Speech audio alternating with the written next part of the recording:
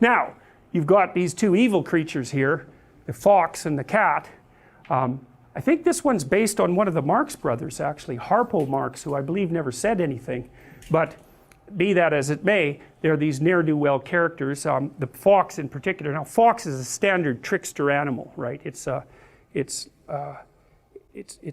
classic animal, maybe because it's good at hiding and it's good at hunting.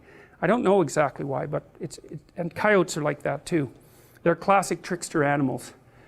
This character has a lot of features like that, but he feigns being an English gentleman of like the 1890s and pretends to be educated, and he has a kind of high-blown way of talking, and he's a fraud through and through. And he's got this, you know, sidekick who is barely there at all, and he doesn't treat him that well, but he's got someone to lord it over, so that keeps his dominance hierarchy thing going well. And the fact that he's like a second-rate companion, well, he never really notices that, although he'll treat him contemptuously whenever he gets a chance.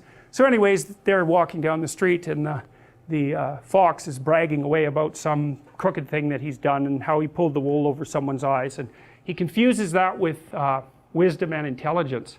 And one of the things that you see, this is worth knowing too, because if you're preyed upon by a psychopath, which you will be to some degree at some point in your life, the psychopath, who will be narcissistic, will presume that you're stupid and that you deserve to be taken advantage of because you're naive and stupid. So it's actually a good thing that he's doing it. And his proof for, and I'm saying he because there are more male psychopaths, the proof that you're stupid, naive, is that he can take advantage of you. And so, like, if you were wiser, you'd be, you know, you'd know his tricks, and then it wouldn't be morally necessary for him to show you just exactly who knows what about what. And so the psychopath will use his ability to fool you as proof of his own grandiose omnipotence, omniscience, and narcissism. And the problem with that is that you can be fooled by a psychopath, and virtually anybody can.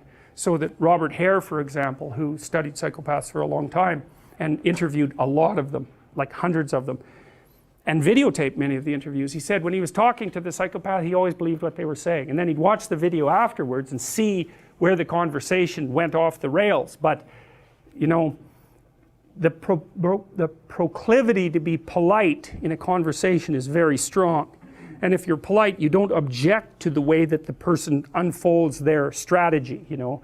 And psychopaths are pretty good at figuring out how to manipulate, obviously, how to manipulate people, and the probability that you will be immune to that is extraordinarily low.